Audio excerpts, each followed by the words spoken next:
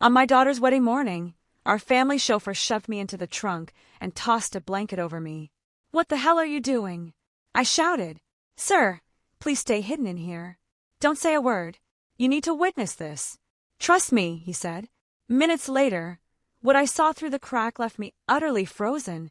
Can you imagine the day you're supposed to walk your daughter down the aisle, the proudest day of your life, turning into an absolute nightmare? I woke up ready to fulfill a sacred promise I made to my late wife. But before the sun even fully rose, my family driver, a man I trusted like my own blood, did something so shocking, so utterly chilling, it made my stomach drop. He pushed me into his car, threw a blanket over me, and whispered, "Hide. There's something you need to see." And what I saw, what I heard from under that dark blanket, wasn't just a twist.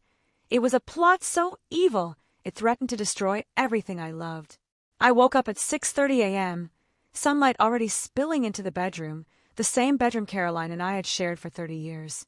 She's been gone 5 years now. 5 years. And some mornings, even today, I still instinctively reach for her side of the bed. This morning was one of them. "Big day, sweetheart," I whispered to the empty space beside me, a habit I picked up after the funeral. Maybe she could hear me. I'd stopped trying to figure out what I believed about that kind of thing. I stood at the closet, staring at the navy suit I'd chosen 3 months ago. You know, everyone talks about the mother of the bride's dress, but nobody tells you how much a father agonizes over what to wear when he walks his daughter down the aisle. Caroline, she would have known exactly what to pick. She always did. My hands shook slightly as I buttoned my shirt. Not from age. I'm 62, still steady enough, but from something else. A weight in my chest, a cold dread that had been sitting there since I'd opened my eyes. Downstairs, the house was too quiet, eerily quiet for a wedding day. Emberlyn had stayed at her apartment last night with her bridesmaids, following some tradition about the groom not seeing the bride before the ceremony. I'd offered them the house. God knows we have the space, but she insisted on keeping things simple. Simple. Right. I made coffee, dark and strong, the way I'd learned to like it during 30 years of early business meetings. The machine hissed and gurgled, familiar sounds in a familiar kitchen. Everything was exactly as it should be. So why did I feel like I was standing on the edge of a cliff? I carried my cup to the window, overlooking the gardens. It was a perfect May morning, not too hot, not too cold. The kind of weather you pray for when you're planning an outdoor wedding reception. The tent company had set up yesterday, white canvas gleaming against the green lawn. Everything was ready. Everything except me. I pulled out my phone, scrolled to a photo from 2 months ago. Emberlyn and Zachary at their engagement party. Her face was lit up with a joy I hadn't seen since before Caroline died. My daughter, happy again. Wasn't that all I wanted? Wasn't that what Caroline would have wanted? "Protect our girl," Caroline had whispered in the hospital near the end, her hand in mine, so light it barely felt real. "Promise me, Pete, no matter what." "I promise," I'd said, and I'd meant it with every fiber of my being. The sound of tires on gravel pulled me from the memory. I checked my watch. 6:55 a.m. Martin wasn't supposed to arrive until 7:30. We'd gone over the schedule a dozen times. He was to drive me to the church at 8, give me time to settle in before the ceremony started at 10. But there was his black sedan, rolling up the drive, 35 minutes early. I set down my coffee and headed for the door. Martin had been with our family for 20 years, since before Emberlyn was born. He'd driven Caroline to the hospital the night she had our daughter. He'd driven me to that same hospital the night Caroline didn't come home. If there was anyone in this world I trusted, besides my own flesh and blood, it was Martin Fuller. He was out of the car before I reached the front steps. The morning sun caught the silver at his temples. When had he gotten so gray? And then I saw something in his face that stopped me cold. Fear. Not the nervous kind, the real kind. The kind that tightens a man's jaw and clenches his hands into fists. "Martin," I called out, my voice laced with concern. "Everything okay?" He crossed the distance between us in quick, urgent strides, glancing over his shoulder like he expected someone to be watching. When he reached me, he kept his voice low, urgent. "Mr. Caldwell, I need you to trust me." "Of course I trust you. What's going on?" "Tell not here." His eyes darted to the windows, the driveway, the trees beyond. "Get in the car. Please." Something in his tone made my stomach drop. Martin, you're scaring me. You should be scared, he said quietly, his voice grim. But not of me. Never of me. He'd driven my wife to the hospital when she was dying. He'd held my shoulder at her funeral when I couldn't stand on my own. This man had been a part of my family for 2 decades, and I'd never seen him look like this. What's this about? I asked, a cold knot forming in my gut. Is it Emberlyn? Is she hurt? She's not hurt. Not yet. Martin opened the back door of the sedan. But she's about to make the worst mistake of her life, and you're the only one who can stop her. Get in the car, Mr. Caldwell. We don't have much time. My mind raced through possibilities, each one worse than the last. An accident, a threat, something wrong with the wedding. But Martin's eyes weren't frantic. They were determined. Whatever this was, he'd planned for it. I climbed into the back seat. The leather was cool. The car smelled faintly of the lavender air freshener Martin always kept hanging from the rearview mirror. Normal. Everything was normal except for the fact that I was sitting in my wedding suit in the back of a car at 7 in the morning, with no idea why. Martin reached past me and grabbed a dark blanket from the seat. The same blanket he kept for winter emergencies. Lie down, he said. Cover yourself completely. You can't be seen. What, Martin, this is... Mr. Caldwell. He looked me dead in the eye, his gaze unwavering. 20 years ago, I made a promise to Miss Caroline. I promised I'd look after you and Emberlyn no matter what. I've kept that promise every single day. I'm keeping it now. Please lie down. Caroline's name hit me like a physical blow. Martin never invoked her name lightly. Never. I thought about my daughter, somewhere across town in her wedding dress, about to marry a man named Zachary Palmer. A man I barely knew, if I was honest with myself. A man who'd swept into Emberlyn's life 18 months ago and made her smile again after years of grief. A man Martin apparently didn't trust. I lay down across the back seat, my suit jacket bunching awkwardly beneath me. Martin draped the blanket over me, heavy and dark, blocking out the morning light. Whatever you see, whatever you hear, Martin said quietly, his voice a low rumble just above me. Don't make a sound. Not until I tell you it's safe. Understand? I understand, I whispered, though I didn't. I didn't understand any of this. The door closed softly. A moment later, the driver's door opened and Martin slid behind the wheel. The engine purred to life. Where are we going? I asked from beneath the blanket. To show you the truth about Zachary Palmer, Martin said. And then you're going to help me save your daughter. The world went dark under that blanket, but every sound became sharp, clear, dangerous. My heart hammered against my ribs. I'd been lying there maybe 10 minutes, long enough for my back to start aching against the leather seat, long enough to wonder if Martin had completely lost his mind when the car slowed and pulled to a stop. I heard the crunch of gravel under tires, then silence. My heart hammered against my ribs. Where were we? The front passenger door opened with a soft click. Someone slid into the seat, and I caught a whiff of expensive cologne. Not Martin's usual subtle aftershave, but something bolder, younger. Morning, Martin. The voice was smooth, confident. Zachary Palmer, my future son-in-law. Good morning, Mr. Palmer. Martin's reply was perfectly neutral. Professional. No hint of whatever fear I'd seen in his face 20 minutes ago. Beautiful day for a wedding, isn't it? Zachary settled into his seat. I heard the rustle of fabric, his tuxedo probably. I still can't believe this is really happening. Big day indeed, sir. The car began to move again. I focused on keeping my breathing slow and quiet.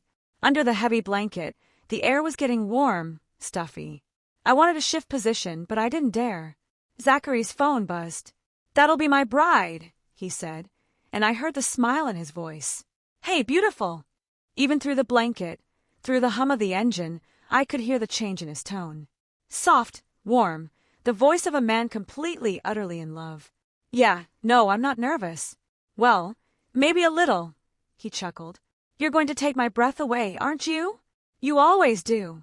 I felt my chest tighten. That was my daughter on the other end of that call. My Emberlyn, probably standing in front of a mirror in her wedding dress, glowing with happiness. I love you too, Zachary said. See you at the altar, sunshine. Sunshine. He called her sunshine. The call ended. For a moment, there was only the hum of the engine and the muffled sound of traffic outside. I allowed myself to relax slightly. Maybe Martin was wrong. Maybe this was all some terrible misunderstanding. The man I just heard sounded genuinely devoted to my daughter. Then Zachary's phone rang again. Jesus, he muttered. His whole tone shifted, the warmth gone, replaced by something cold and clipped. He answered, I told you not to call this number. I went rigid under the blanket. No, I can't talk right now. I'm in the car with the driver. A pause. I could hear a tiny voice on the other end. Words too faint to make out, but the urgency was clear. I said we'd handle it. Everything is on track. The voice on the phone got louder, more insistent. Look! Zachary's voice dropped lower, harder. 3 months, not before. We agreed on the timeline. Don't call me again until...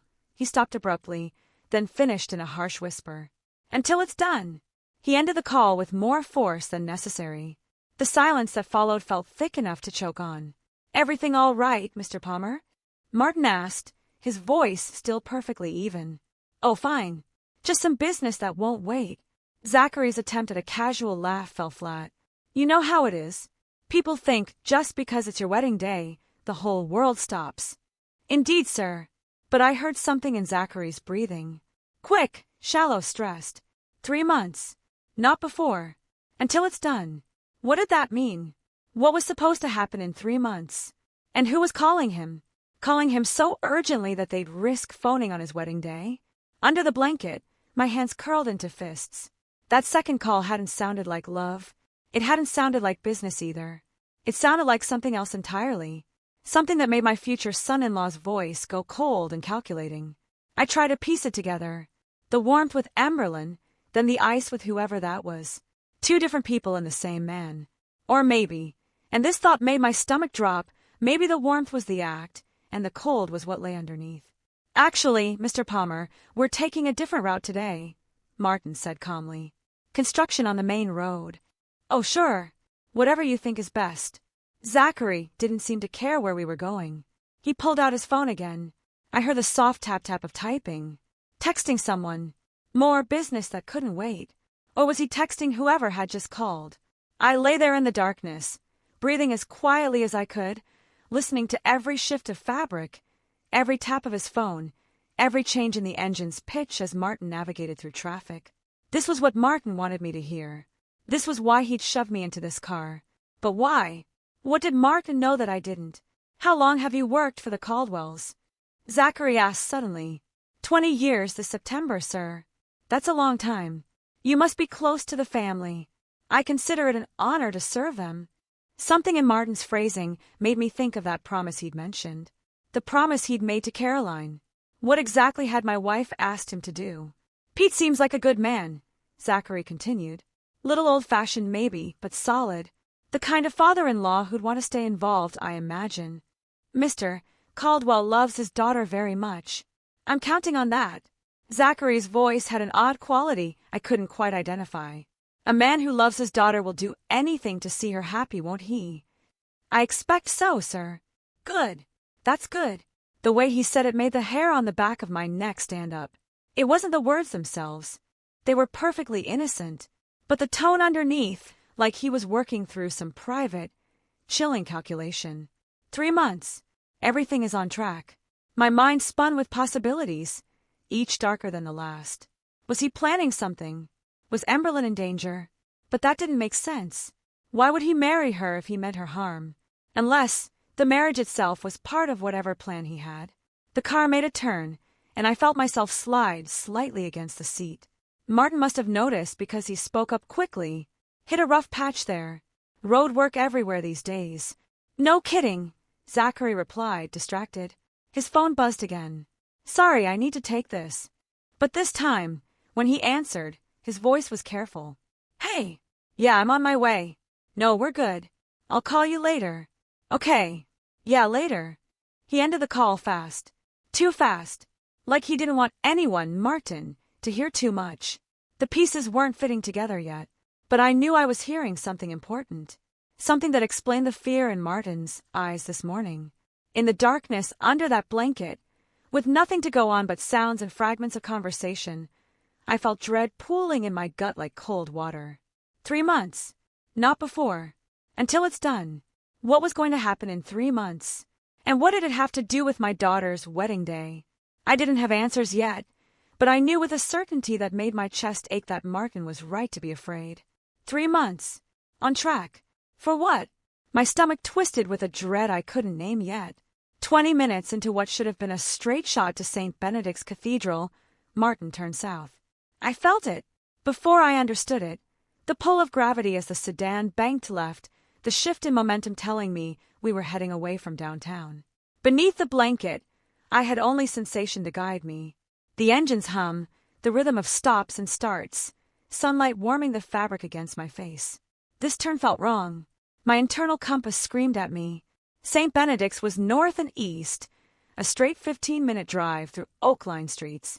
This route had too many turns, too much stop-and-go traffic. We were heading south, away from the cathedral, away from the wedding. In the front seat, Zachary's phone buzzed. Harsh, insistent vibrations demanding attention. Damn it, he muttered. I heard fabric rustle as he checked the screen. Another buzz. Then another. Everything all right, Mr. Palmer? Martin asked, his voice carefully neutral. Yeah, fine. Zachary paused, weighing something. Actually, Martin, I need to make a quick stop. Won't take more than 5 minutes. Of course, sir. Where to? Maple Street, South Side. You know it. No hesitation. None at all. Yes, sir. I know it. That was when I knew. Martin hadn't been surprised. He'd been expecting this. That's why he'd hidden me in the back seat. That's why we were driving south instead of north. Martin had planned this. The sedan accelerated, merging onto what felt like a highway. Smooth concrete, rushing traffic, distance covered quickly. Route 9, probably. The industrial corridor cutting through the city's midsection before dipping into the working neighborhoods. Through a gap in the blanket, I caught glimpses of harsh sunlight hitting concrete without the filter of trees. The air felt different. Thicker, grittier, exhaust and hot pavement. We slowed. Traffic lights, frequent stops. City driving in a neighborhood where people lived close together. Next light. Take a left, Zachary said, his voice stripped of charm. 2 blocks down. Understood. The road changed. Rougher pavement. Potholes jarring the suspension. Streets that got repaired last, if at all. Through the fabric, I sensed buildings changing around us. Taller structures giving way to shorter ones. Glass replaced by brick and siding. Dogs barking. Children's voices. A metal gate clanging shut. This was a neighborhood where people hung laundry on lines, where corner stores sold lottery tickets, where families packed into townhouses and made the best of what they had. The middle ground where most people lived, a world Zachary Palmer had never mentioned. Here, he said, the one with the blue trim. Tires crunched over gravel. The engine idled to a low rumble. Zachary's door opened. Just give me a few minutes. Of course, sir. His footsteps faded. Quick strides across uneven pavement. A gate creaked, then silence. Mr. Caldwell. Martin's whisper was urgent. Look now, but stay down. I shifted the blanket, just enough to see through the gap between the seats. We were parked before a narrow townhouse. 2 stories, blue-gray siding, faded to weathered denim. A small porch with a rusted railing. The yard was overgrown grass, bordered by a leaning chain-link fence. At the end of a cracked walkway stood a mailbox. Nothing special, just standard metal, bolted to a wooden post that tilted left. Peeling paint, worn edges, but the letters stenciled across its side were clear, the Palmer family. I stared, my brain stuttering over the words. Palmer, Zachary's name. The man marrying my daughter in less than 3 hours. The man who told us his parents were dead. No siblings. Nobody to invite except college friends. The man who'd said he was alone in the world. That Emberlin, and I would be his whole family. So why was there a mailbox with his name on a working-class townhouse? Present tense. The Palmer family. As if people named Palmer still lived here. Still received mail here. Still called this home. Zachary walked up the cracked steps. He didn't knock. His hand went straight to the doorknob, twisted it. It pushed the door open like he'd done it 1,000 times, like he belonged there.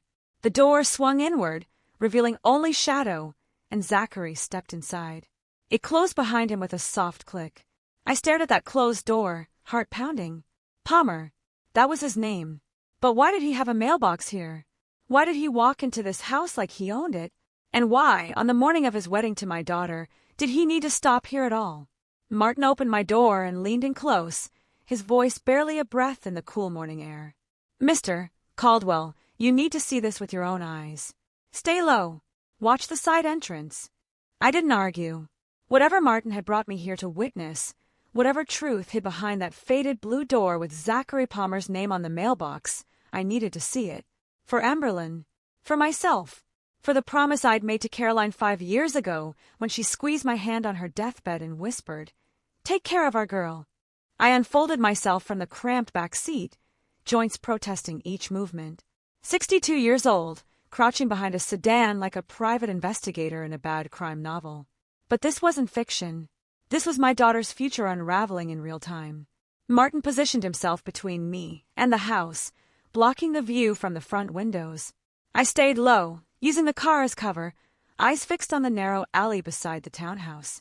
The side entrance, Martin had mentioned. A weathered door with peeling white paint, half hidden by an overgrown hedge. The morning sun beat down on cracked pavement, heat shimmering in the air. Somewhere down the block, a screen door slammed. A dog barked twice, then fell silent. Normal sounds. A normal Saturday morning in a normal neighborhood. Except nothing about this was normal. I heard the front door open and close, the solid thunk of wood-meeting frame. Zachary's footsteps echoed on the porch, then faded as he moved deeper inside. My heart hammered, each beat a question without an answer. What is he doing here? Who lives here? Why today? Minutes dragged by. 2, 3, 4. Each second stretched unbearably long. Then the side door opened. A woman stepped out first. Early 30s, dark hair pulled into a messy ponytail, jeans and a faded gray t-shirt, worn thin by too many washes. She looked exhausted, the kind of tired that comes from sleepless nights and unpaid bills. Her face was drawn, eyes shadowed, but her jaw was set with stubborn resolve, a woman used to carrying weight she shouldn't carry alone. She crossed her arms defensively and turned back toward the open doorway. "Zachary, please. You can't keep doing this." Her voice was soft but strained, pulled tight like wire. I couldn't hear his reply from inside, but I didn't need to. Her expression said enough: frustration, resignation, fear. Then I heard it. A child's voice. High-pitched, excited from inside the house. "Daddy! Daddy!" The words struck me like a blow to the chest. "Daddy!" A little girl burst through the side door, small feet pounding on the steps. She couldn't have been more than 4. Blonde curls bouncing, pink sneakers flashing, a stuffed rabbit clutched in one hand. She wore a yellow sundress with daisies, the kind a father chooses because it makes his child smile.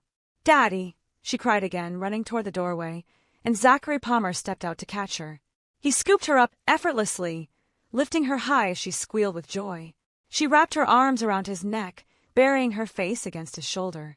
He held her close, not like a stranger, not like a visitor, but like a man who had done this 1,000 times. Like a father. "Hey, sweetheart," he murmured, his voice gentle in a way I'd never heard. He kissed the top of her head, fingers soft in her curls. "I can't stay long today, but why?" She pulled back, bottom lip trembling. "You said you'd play tea party with me and Mr. Floppy."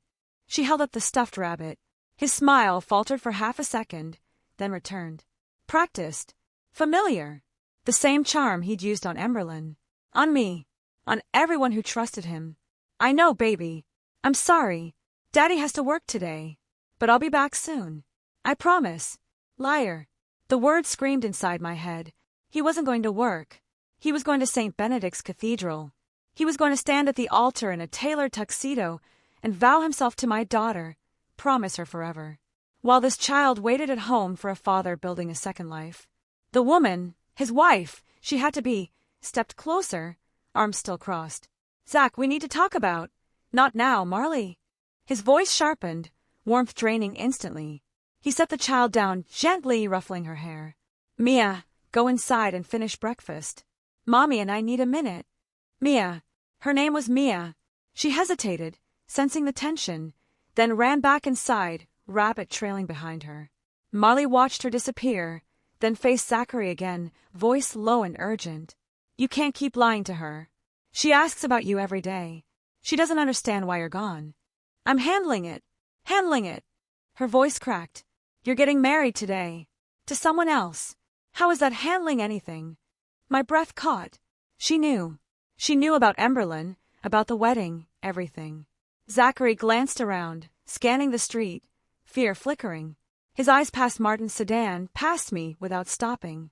I stayed frozen, heart pounding. I told you the plan, he said coldly. 1 year with the Caldwell money. I pay off Greco. Then we're free. Mia gets the medical care she needs. We start over. And what about her? Marley whispered. What about Emberlyn? You'll ruin her life. She'll get over it. Rich people always do. I wanted to move, to stand, to confront him, demand answers, drag him away, and make him explain how he could lie to my daughter's face. But I couldn't move. I could only listen as my nightmare confirmed itself. Zachary pulled Marley close, voice soft, almost tender. I'm doing this for us. Mia, trust me. She pulled away, eyes shining. I stopped trusting you a long time ago. He flinched, then walked toward the front without another word. Marley stood there, shoulders sagging, then went inside, closing the door quietly. I stayed crouched behind the car, mind spinning.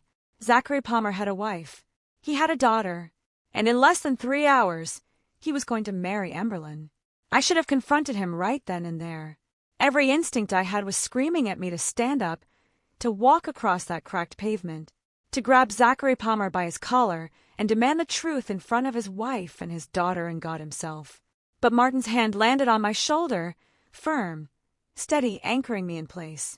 Wait, he whispered, his voice barely audible over the pounding of my heart. There's more.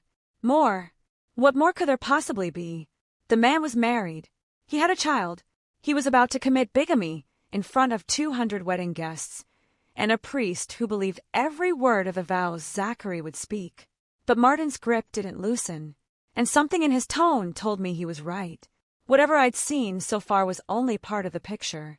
So I stayed low, crouched behind the sedan like a man half my age, my knees aching and my hands balled into fists. Across the narrow yard, Mia's bright voice called out from inside the house. Mommy, can I have more juice? Marley glanced back through the open side door, her expression softening for just a moment.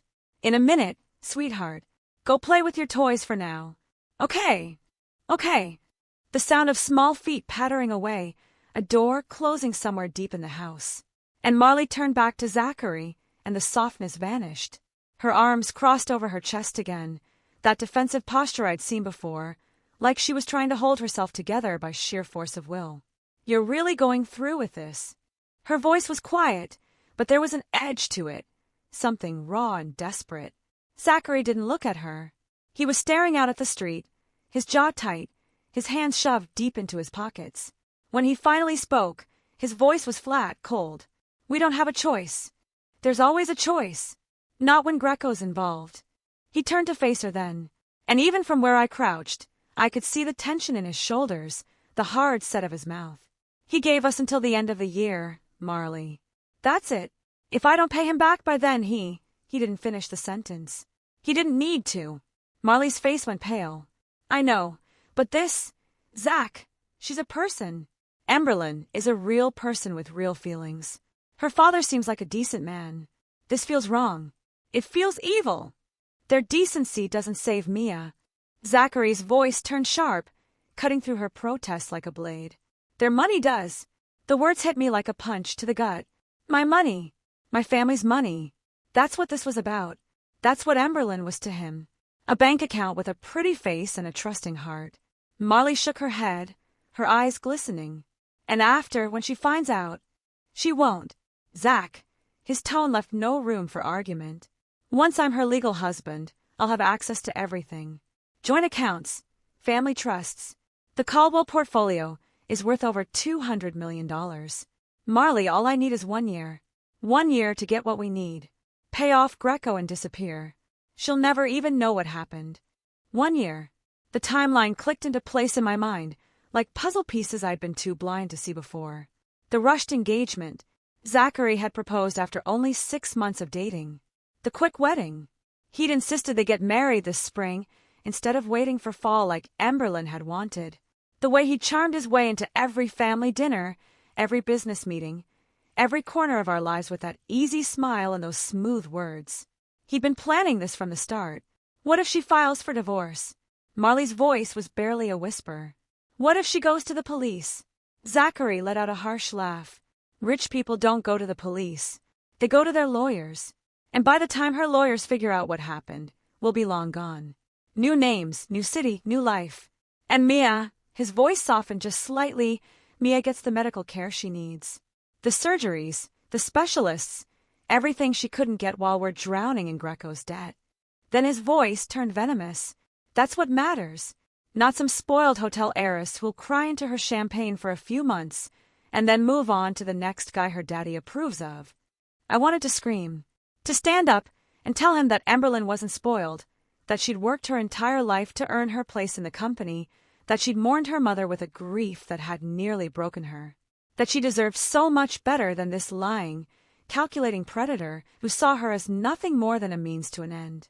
But Martin's hand was still on my shoulder, and his grip tightened as if he could sense my rage building.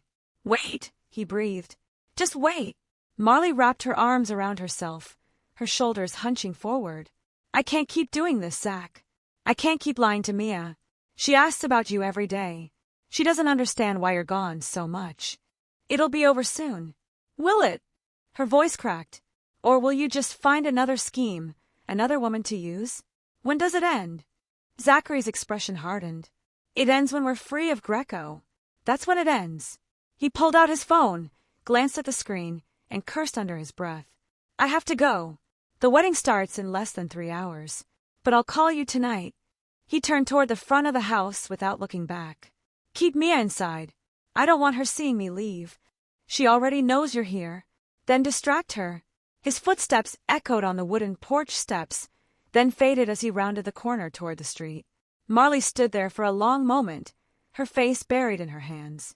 Then she straightened, wiped her eyes, and went back inside, closing the side door behind her with a soft click.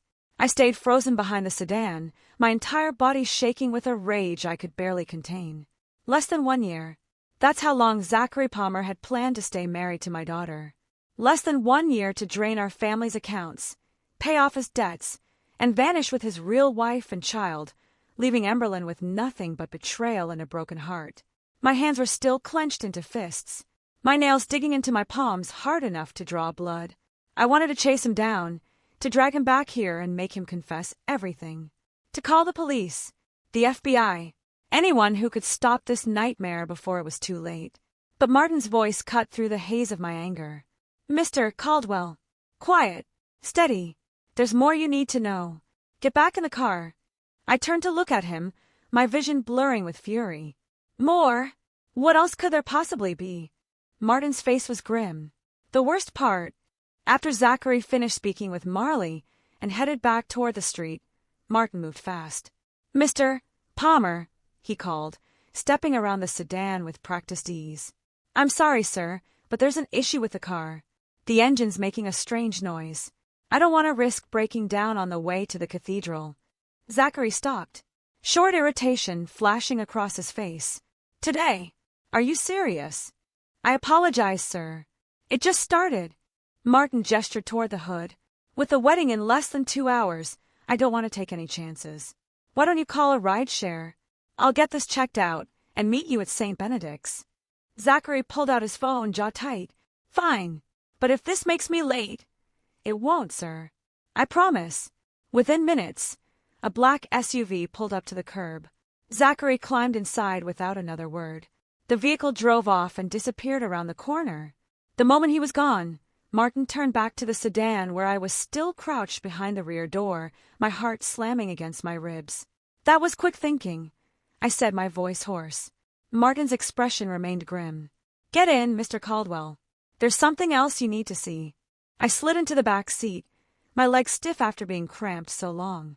When the door shut, sealing us inside the quiet shell of the car, Martin reached into his jacket and pulled out his phone. "There's more," he said. His voice was steady, but his eyes were dark. "Something much worse." He unlocked the screen and turned it toward me. The first image was a screenshot of an email. The sender address was nothing but random letters and numbers. Anonymous, untraceable. The message itself was unmistakable. Target: 3 months post-wedding. Priority: make it look like an accident. No traces. $50,000 on completion. My blood turned cold. I read it again and again, trying to force the words to mean something else. Target: 3 months. Accident: $50,000. Scroll, Martin said quietly. My hand shook as I swiped. The next image showed messages from an encrypted app, the kind used when people didn't want to be found. Subject: leaves estate daily at 7:03 a.m. Takes Route 9 to downtown office. Black sedan, usually alone except for driver. My schedule, my routine, my life. Reduced to cold, calculated notes. Tuesdays and Thursdays. Lunch meeting at Riverside Grill. Walks from parking garage. 2-block stretch. Minimal foot traffic. Every habit, every perceived weakness. Friday evenings. Private club on Hamilton Street. Valet parking. Returns to vehicle alone around 10 p.m. The club I'd felt safe in for decades. Keep going, Martin said. I swiped again. A bank transfer record appeared. $10,000 sent from an unfamiliar shell company. The memo line read, debt services pending completion. Deposit, not payment, meaning the rest would come later. After I was dead, my vision blurred. The phone trembled in my hands. He's planning to... I couldn't finish. Yes, Martin said. Zachary Palmer hired someone to kill you. 3 months after the wedding, once he's legally married to Emberlyn and has access to the family accounts. Everything snapped into place. The rushed engagement, the sudden wedding, the 1-year timeline Marley mentioned. It was never about staying married. It was about surviving long enough to become a widower. No divorce, no court battles, just a tragic accident and a grieving son-in-law position to inherit everything when the patriarch died. The call this morning, I whispered in the car. When he said 3 months, that was confirmation. He was finalizing the timeline with the person he hired, Martin said. The memory replayed clearly. Zachary's tense voice, his nervous glance. Everything is on track. 3 months. Not 1 day sooner. Not a business deal. A murder. How did you find this? I asked, my voice barely a whisper. I've been watching him for 2 weeks, Martin said. Ever since he started asking questions about your schedule, about your routines. Things that didn't make sense. You were spying on him. I installed monitoring software on his laptop when he left it unattended at the estate last week. He didn't flinch. I needed confirmation. I found this yesterday. Does he know? No. It runs quietly. And Marley? I asked. Does she know about this? Martin shook his head. She knows about the fraud, the money. But not this. My hands trembled as I opened my own phone and began photographing each screen. The email, the messages, the bank transfer. One by one. Evidence. Proof. That Zachary wasn't just a liar or a thief. He was planning murder. Click.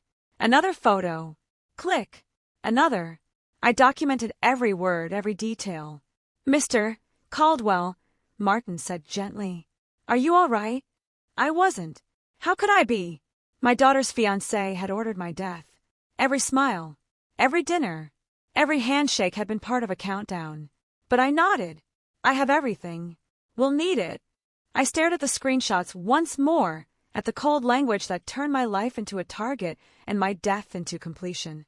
At the $50,000 assigned to my existence. 3 months. That's how long he planned to wait. 3 months after marrying Emberlyn. 3 months after gaining access. 3 months after securing his position. My daughter would lose her father. She would grieve, and the man who ordered my death would hold her while she cried. The thought made me nauseous. I looked at Martin. He was going to make her a widow. She'd spend her life believing it was an accident. I know, Martin said. We sat in silence. The sun beat against the roof. A door slammed somewhere nearby. A dog barked. Normal sounds. Inside the car, I held proof of a murder-for-hire plot. This wasn't about money anymore. This was far more dangerous. I needed answers, and the woman inside that house was the only person who could give them to me. I need to talk to her, I said, my voice steady despite the adrenaline coursing through my veins. To Marley, Martin's eyes widened slightly. Mr. Caldwell, are you sure? Zachary could come back. He won't. Not for a while. He thinks you're fixing the car. I reached for the door handle. I need to understand why. And I need her at that church. Martin hesitated, then nodded. I'll keep watch. I stepped out of the sedan and walked across the cracked pavement toward the blue-gray townhouse. Each step felt heavier than the last, weighted with the knowledge of what I just learned. My heart hammered as I climbed the wooden steps to the small porch. I raised my hand and knocked. Footsteps inside. Quick! Light. The door opened, and Marley Palmer stood there, her expression shifting from hope to confusion to something close to panic in the span of a heartbeat. Zachary, did you forget? She stopped mid-sentence when she saw me. Her face went pale. Mr. Caldwell, how did you? I know everything. My voice came out harder than I intended. Now you're going to tell me the truth. For a moment, she just stared at me. Then her shoulders sagged, and something inside her seemed to break. She stepped back, opening the door wider. Come in. The house was small but tidy. Worn furniture that had seen better days. Children's toys scattered across a threadbare rug. The kind of home where people made do with what they had and tried to pretend it was enough. From somewhere deeper in the house, I heard a child's laughter. Mia, playing with her toys, oblivious to the nightmare her father had created. Marley closed the door behind me and leaned against it. Her arms wrapped around herself like she was trying to hold herself together. How much do you know? Enough. The secret marriage. The plan to steal from my family. The 1-year timeline. I paused, watching her face. And the part about eliminating me 3 months after the wedding. Her eyes went wide. What? You didn't know about that part, did you? She shook her head, her hand flying to her mouth. Oh my God. No, I didn't. Her voice cracked. He wouldn't, would he? He already has. There's a contract. A deposit's been paid. Marley sank into a chair, her face buried in her hands. I knew he was desperate, but I didn't think he'd. She looked up at me, tears streaming down her face. I'm so sorry. I'm so sorry. Tell me why, I said. Tell me all of it. She took a shaky breath and began. We owe Anthony Greco nearly $500,000. Zachary made bad investments, got in over his head with some startup that crashed. When the money dried up, he went to Greco for a loan. Then Mia was born premature, 2 months early. The NICU bills alone were over $95,000. Specialists, surgeries. Her voice trembled as she spoke, each word heavy with exhaustion and fear. Greco gave us a deadline. End of the year. He said if we didn't pay by then he'd. She couldn't finish, but she didn't need to. The threat was clear enough. He'd take Mia, I said quietly. Marley nodded, wiping her eyes. Zachary panicked. He started looking for ways to get money fast. That's when he found your daughter at some networking event. He saw an opportunity. A wealthy family. A trusting woman. And he, her voice broke, he saw a way out. I felt sick. Emberlyn had been nothing more than a target, a means to an end. But you tried to stop it, I said, remembering the pieces Martin and I had overheard. Didn't you? Marley's head snapped up, her eyes red and swollen. Yes. God, yes, I tried. I swear I tried, Mr. Caldwell. She stood and disappeared into another room, returning moments later with a folder. She opened it on the coffee table, spreading out its contents with trembling hands. 3 weeks ago, I sent an anonymous letter to Emberlyn's office, warning her about Zachary, that he wasn't who he said he was. She showed me a handwritten draft. The words shaky but clear. The man you're about to marry is hiding something. Please investigate before it's too late. 2 weeks ago, I called her. I got through to her assistant, said it was urgent. But before I could say more than a few words, Zachary came home early. He heard me on the phone. She touched her wrist, and I saw the faint shadow of an old bruise. He took the phone, deleted the call log, told me if I ever tried again, I'd never see Mia. That he'd take her and disappear, and I'd spend the rest of my life wondering if she was alive. My hands curled into fists. Last week, I tried to send an email from the library, but Zachary has spyware on my computer on my phone. He knew within hours. He deleted the draft before I could send it. She pulled out a phone, showing me her deleted items folder, an unsent email to Emberlyn's personal address, a warning that never made it. But I kept copies, Marley whispered. Everything. The letter, the phone records showing I called her office, the email draft. I knew if something went wrong, I'd need proof that I tried. She reached into the folder and pulled out more documents. A marriage certificate with her and Zachary's names, dated 5 years ago. Photos of them together, younger, happier before Greco, and debt and desperation had twisted everything into this nightmare. I have everything here, she said. Proof of our marriage. Proof that Mia is his daughter. Proof that I tried to warn your daughter and he stopped me. Her voice broke. I wanted to save her. I wanted to protect her from him, but I couldn't. I was too afraid of losing Mia. I looked at the folder, at the evidence of a woman trapped between her child and her conscience. She tried, in her own terrified way. She tried to stop Zachary, and Emberlyn had never known. Did Emberlyn ever see the letter? I asked. Marley shook her head. I don't know. Maybe her assistant threw it away. Maybe she thought it was a prank. I never heard back. The anonymous warnings. The strange call that never went through. Emberlyn had probably dismissed them as wedding jitters or jealous rivals. She'd never known how close someone had come to saving her. I met Marley's eyes. You're going to come to the church with Mia. With that folder. This ends today. She looked terrified. He'll kill me. He's already planning to kill me. And he's about to destroy my daughter's life. I kept my voice firm. You have a choice, Marley. Help me stop him, or let him turn Emberlyn into a widow, and leave you and Mia with nothing but guilt. For a long moment, she said nothing. Then, slowly, she nodded. Okay, we'll come. By the time we left Maple Street, it was nearly 8:45 a.m. The wedding at St. Benedict's would begin in just over an hour. Martin drove in silence, the sedan cutting through the late-morning traffic with practiced efficiency. I sat in the back, my phone clutched in one hand. Marley's folder of evidence beside me on the seat. My mind raced with possibilities, each one worse than the last. I should go home, I said suddenly. I should tell her right now, before any of this goes further. Martin's eyes met mine in the rearview mirror, steady and knowing. With all due respect, sir, she won't believe you. Not without proof, she can see with her own eyes. I wanted to argue, but I knew he was right. 2 months ago I tried. Not directly. I hadn't known enough then to be direct. But I'd asked careful questions over dinner. Innocent inquiries about Zachary's past, his family, his career before he'd met Emberlyn. And my daughter had shut me down.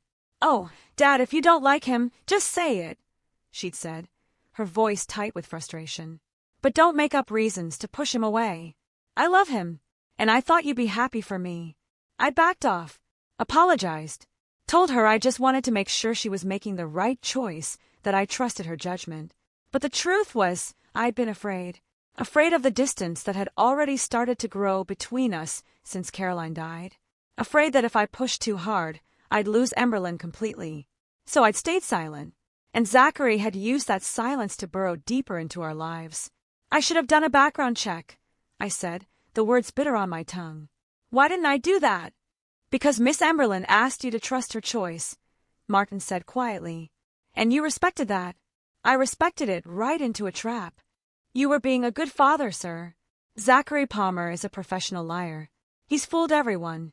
I looked out the window at the familiar streets of our neighborhood, the tree-lined avenues, the manicured lawns, the world where people like Zachary Palmer weren't supposed to exist. You suspected something, I said. Didn't you? Martin hesitated, then nodded. 2 weeks ago, I started noticing inconsistencies. Small things. The way he asked questions about your routine, his interest in the family's financial structure. So, I took it upon myself to investigate. Without telling me, I needed to be certain before I brought it to you, sir. I've been with your family for 20 years. I wasn't about to accuse your daughter's fiancé without solid proof. 20 years. Martin had been there when Emberlyn was 10. When Caroline was diagnosed. When we'd buried her 5 years ago and Emberlyn had clung to my arm at the funeral, both of us trying not to fall apart. He'd earned the right to protect us, even from threats I'd been too blind to see. But she won't believe me if I tell her alone, I said, more to myself than to Martin. She'll think I'm jealous, or controlling, or trying to ruin her happiness. Yes, sir. But if she sees it herself, Marley, Mia, the marriage certificate, all of it, in front of everyone at the church. She'll have no choice but to accept the truth. The plan crystallized in my mind. Brutal, devastating, but necessary. I pulled out my phone and started making calls. First, my lawyer, Douglas Whitmore. He'd been handling the Caldwell family's legal affairs for 30 years. He picked up on the second ring. Doug, I need you at St. Benedict's Cathedral before the wedding with the legal team. I'll explain when you get there, but this is urgent. His voice was sharp with concern, but he didn't ask questions. I'll be there in 20 minutes. Next, the police. I explained the situation as clearly as I could. Bigamy, fraud, a potential threat to my life. The detective on the line promised to send officers to the church discreetly. We'll coordinate with you, Mr. Caldwell, but we'll need solid evidence. You'll have it. Finally, I called Marley. She answered on the first ring, her voice shaky. Mr. Caldwell, you and Mia need to come to the church. Use the back entrance on Hamilton Street. 9:45 a.m. I'll have someone waiting to bring you inside. I'm scared. I know, I said, my voice firm. But this is the only way to protect your daughter and mine. She was quiet for a long moment. Then, we'll be there. I ended the call and leaned back against the seat, closing my eyes. A memory surfaced, unbidden and sharp. Caroline, 5 years ago, lying in a hospital bed, her face pale, her hands so small and fragile in mine. The cancer had taken so much from her already. Her strength, her energy, her certainty about the future. But not her fierceness, not when it came to Emberlyn. Pete, she'd whispered, her voice a thin thread. Promise me something. Anything. No. Protect our girl, even when she doesn't understand. Especially when she doesn't understand. I'd squeezed her hand, fighting back tears. I promise. Sometimes love means breaking their heart to save their life. I hadn't understood then. Not really. But I understood now. I was about to walk into St. Benedict's Cathedral and destroy the happiest day of my daughter's life. I was about to humiliate her in front of 200 guests, reveal that the man she loved was a fraud, and shatter every dream she'd built over the past 2 years. And she would hate me for it, at least for a while. But she would be alive, safe, free from Zachary Palmer and his plans to use her and discard her and eventually leave her a widow. Martin pulled a sedan into our estate's driveway. The house stood quiet and elegant in the morning sun, its windows gleaming, the gardens in full bloom. Everything looked perfect, peaceful, a lie, just like Zachary. We have 45 minutes, Martin said, checking his watch. I nodded, gripping the folder Marley had given me. Then let's make sure we're ready. I looked at the house one more time, the home where Emberlyn had grown up, where Caroline had taught her to ride a bike and bake cookies and believe in happy endings. I was about to ruin the happiest day of my daughter's life, and it was the only way to save her. When I stepped through the front door of our home, I had to pretend this was the happiest day of my life. Morning sunlight poured through the tall windows of the entrance hall. White roses and lilies filled every vase, their perfume heavy in the air. Everything looked flawless. Wedding day perfect. From upstairs came laughter, women's voices, bright and excited. The bridesmaids helping Emberlyn get ready. Then I heard her. Dad, is that you? I looked up.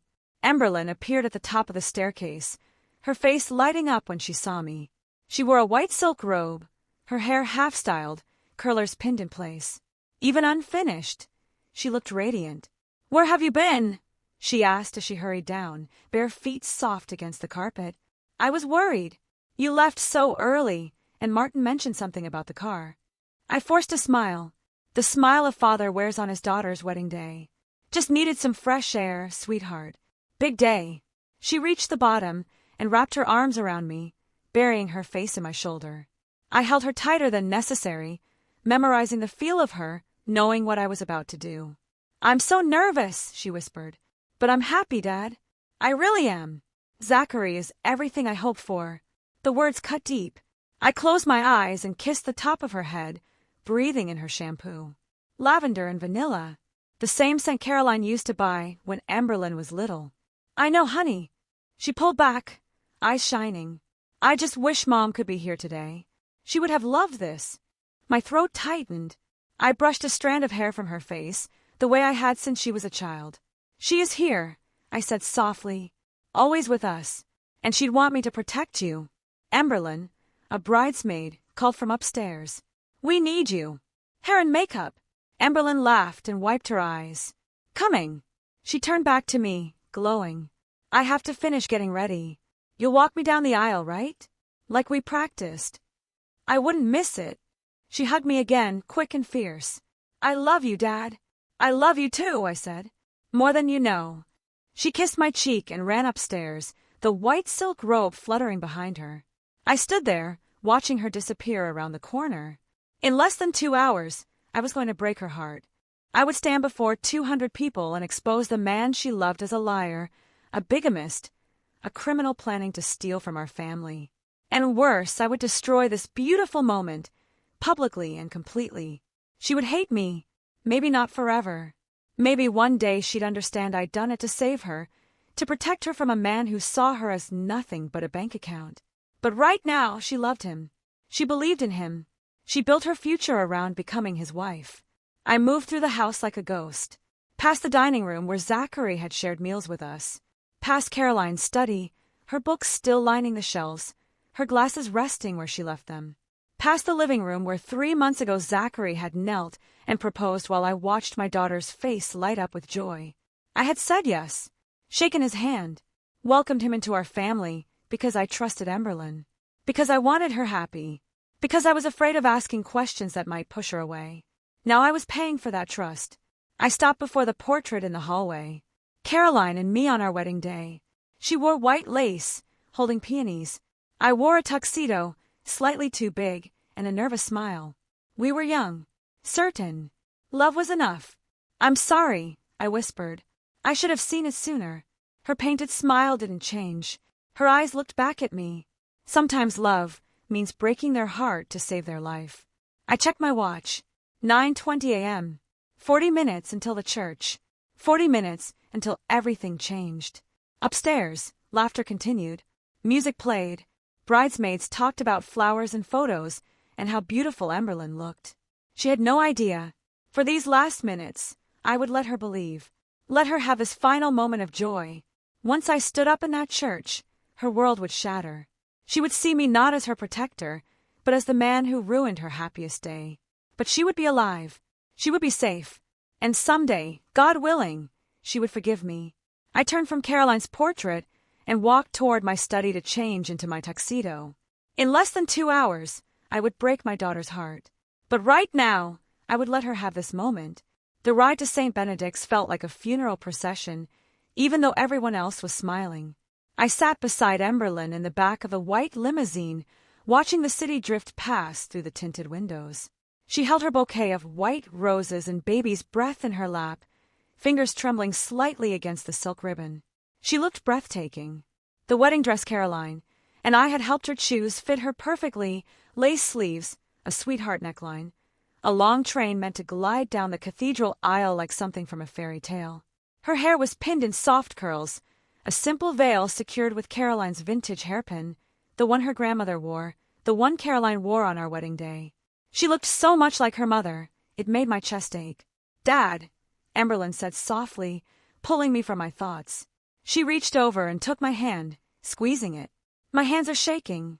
Is that normal?" I looked at our joined hands, her small and delicate, mine rough from decades of work. I could feel her pulse racing beneath her skin. "Completely normal, sweetheart."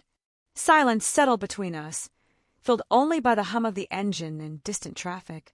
The driver guided us through familiar streets, carrying us closer to St. Benedict's Cathedral. Closer to the moment everything would collapse.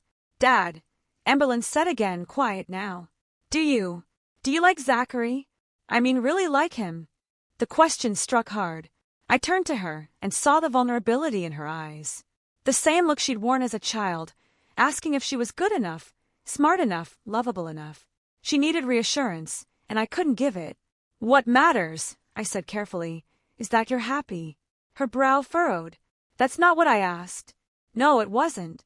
I lifted my hand and touched her face, the way I had when she was small. "I've always wanted what's best for you, Emberlyn. That will never change." She studied me for a long moment, searching for something I refused to give. Then she relaxed and leaned her head against my shoulder, just like she used to during movie nights. I love you, Dad. I love you too. More than anything. We stayed that way. As the city passed by, I watched streets I'd known my whole life slide past the window. Riverside Park, where I taught her to ride a bike.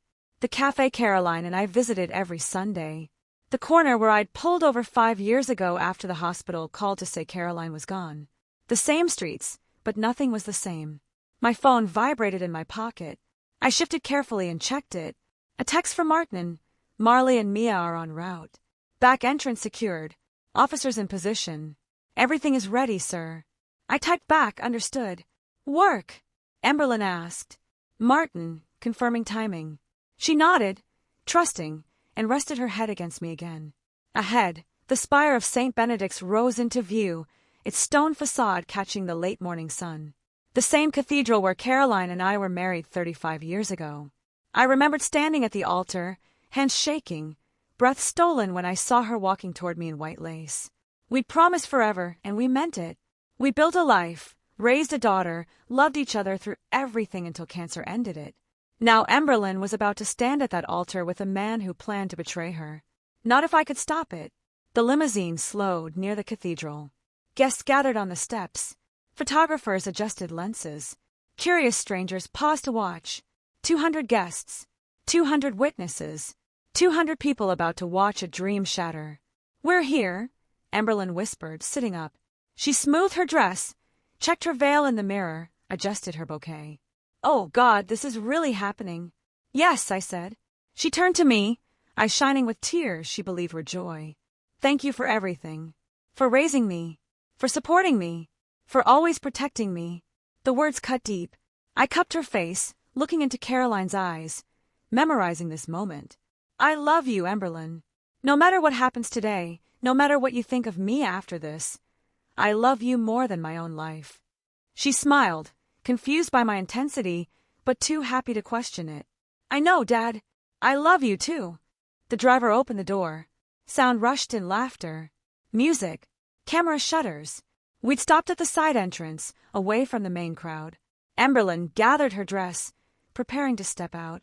I watched her for one final second. She believed she was walking toward her happily ever after.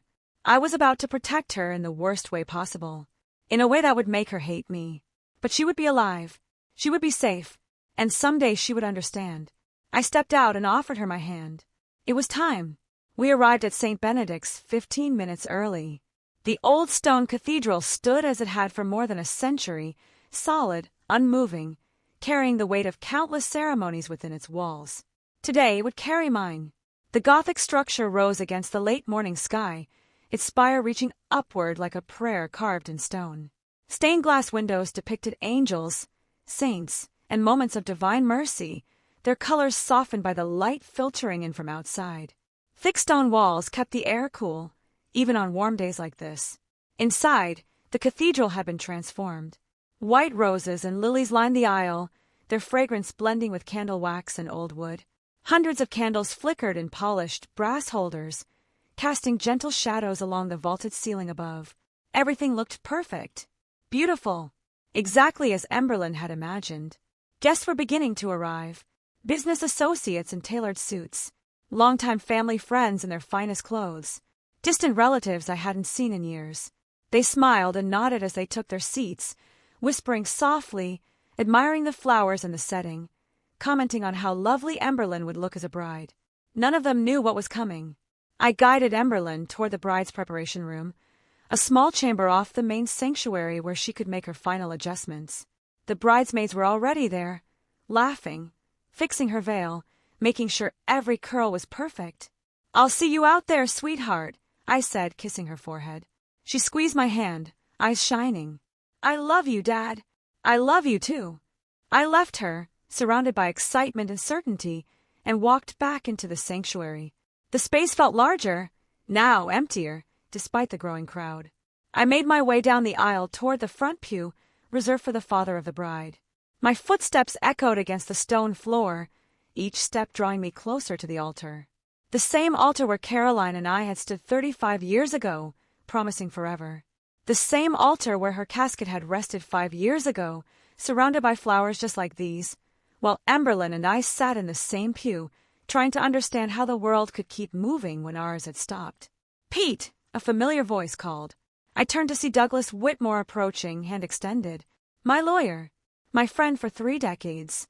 He wore an expensive suit and a confident smile. "Congratulations," he said, shaking my hand. "Big day. Zachary seems like a good man. You must be proud. If only you knew." I nodded. "Thank you, Douglas. Caroline would have loved this," he added gently. "She'd be so happy seeing Emberlyn like this." The words were meant kindly. They still hurt. "Yes," I said. "She would."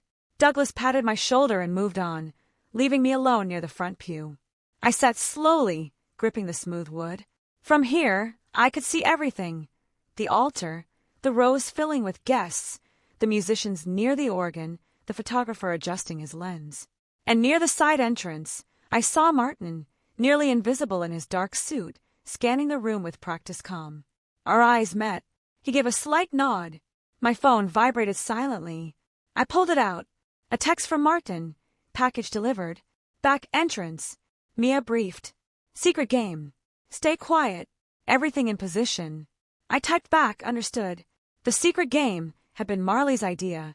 She'd knelt down and told Mia they were playing a special church game where she had to stay as quiet as a mouse to win a prize afterward. Mia thought it sounded wonderful. She didn't know she was about to watch her father's life collapse. I looked toward the altar again, imagining Zachary standing there, smiling, playing the devoted groom while his real wife and child waited in a back room. "Caroline!" I closed my eyes. "If you can hear me, help me do this right. Help me be strong enough." I imagined her sitting beside me, like she used to during Sunday services, her thumb tracing circles in my palm, a silent reminder that we were never alone. Sometimes love means breaking their heart to save their life. She'd said that when she made me promise to protect Emberlyn, no matter what. I never imagined it would mean this. The organ began to play softly. Conversations faded. Guests turned toward the front. The photographer moved into position. Reverend Jonathan Reed stepped out and took his place at the altar, Bible in hand. Serene and ready. This was it. Soon the processional would begin. Bridesmaids would walk the aisle. Then Emberlyn, radiant, holding my arm, believing she was walking toward her forever. And I would stand beside her, listening as Zachary Palmer spoke vows he never intended to keep. Until I stopped him. I looked around once more at the stained glass, the guests holding programs, the altar where joy and grief had already shaped my life. St. Benedict stood silent, holding centuries of secrets. Today it would hold mine. The organ swelled. The ceremony was about to begin. And so was the truth. The music swelled. Everyone stood. Zachary Palmer stepped into view from the side entrance, looking like every father's dream son-in-law. The black tuxedo fit him perfectly, tailored, elegant, expensive. His dark hair was styled just right, not a strand out of place. And that smile, that practiced, confident smile that had charmed Emberlyn, charmed me, charmed everyone who'd ever met him. He looked like a man in love, a man about to marry the woman of his dreams. He looked like a lie. Jason Hartley followed a step behind, Zachary's best man, a college friend he'd introduced us to 6 months ago. Jason wore a matching tuxedo and a supportive grin, playing his part in this performance perfectly. Zachary took his place at the altar, standing beside Reverend Jonathan Reed. He adjusted his tie, clasped his hands in front of him, and turned to face the center aisle, waiting, anticipating. The picture of a nervous groom on the happiest day of his life. I wanted to stand right then, to shout the truth across the cathedral, to end this before it went any further, but I stayed in my seat, waiting, watching. The bridesmaids entered next, 3 of Emberlyn's college friends, dressed in soft pastel gowns that complemented the white roses lining the aisle. They carried small bouquets and walked in measured steps, smiling at the guests, taking their positions at the front of the sanctuary. Then the music changed. The familiar notes of the bridal march filled the cathedral. That timeless melody that signals the moment everyone has been waiting for. The moment the bride appears. A collective murmur of anticipation rippled through the crowd. Guests shifted in their seats, craning their necks to see. Cameras and phones lifted, ready to capture the moment. The massive wooden doors at the back of the cathedral swung open. And there she was. Emberlyn stood framed in the doorway, backlit by the morning sun streaming through the entrance. Her wedding dress was everything she dreamed of. White lace and silk, elegant and timeless, with a train that would sweep down the aisle behind her like something from a fairy tale. Her veil cascaded down her back, held in place by Caroline's vintage hairpin, the same one her mother had worn, the same one her grandmother had worn before that. She held a bouquet of white roses and lilies, her hands trembling slightly, and she was smiling, radiant, glowing with a happiness so pure and genuine it made my chest ache. She looked so much like Caroline on our wedding day. So beautiful, so full of hope and certainty and love. I stood and moved toward her, offering my arm. Our eyes met, and for just a second I saw the little girl who used to hold my hand crossing the street, who used to climb into my lap when she had bad dreams, who used to believe her daddy could fix anything. "Ready, Dad," she whispered, her voice shaking with emotion. My throat tightened. I couldn't speak, couldn't trust my voice, so I just nodded and forced a smile. "Always," I finally managed to say. She tucked her hand into the crook of my elbow, and together we began the long walk down the center aisle. Every step felt like moving through water. Time seemed to slow, each moment stretching out, giving me too much time to think, to notice, to remember. I saw familiar faces as we passed, business partners I'd known for decades, friends who'd watched Emberlyn grow up, distant relatives who'd come from out of state for the wedding. They were all smiling, some wiping away tears, all of them believing they were witnessing something beautiful. Cameras flashed, phones recorded. Everyone wanted to capture this moment. The father walking his only daughter down the aisle to meet her future husband. None of them knew what I knew. None of them had seen what I'd seen. My eyes found Zachary at the altar. He was watching Emberlyn walk toward him, his expression a perfect mask of love and adoration. His eyes were soft. His smile was gentle. He looked like a man who couldn't believe his luck, who couldn't wait to start his life with the woman he loved. Or maybe it was just a performance. The final act before the curtain fell. "This is the last time I'll give her to you," I thought, looking at him. We reached the altar. Reverend Reed stood waiting, his Bible open, his expression warm and welcoming. Zachary stepped forward, his hand extending toward Emberlyn. The Reverend's voice carried across the cathedral, clear and ceremonial. "Who gives this woman to be married to this man?" This was the moment, the traditional question, the symbolic gesture of a father entrusting his daughter to her new husband. I looked at Zachary, at his outstretched hand, at the confident smile that didn't quite reach his eyes. Then I looked at Emberlyn, at her radiant face, at the trust and love shining in her eyes as she looked at the man she thought would be her husband. "I do," I said, my voice carrying across the silent cathedral. "And I'm about to take her back." I placed Emberlyn's hand in Zachary's.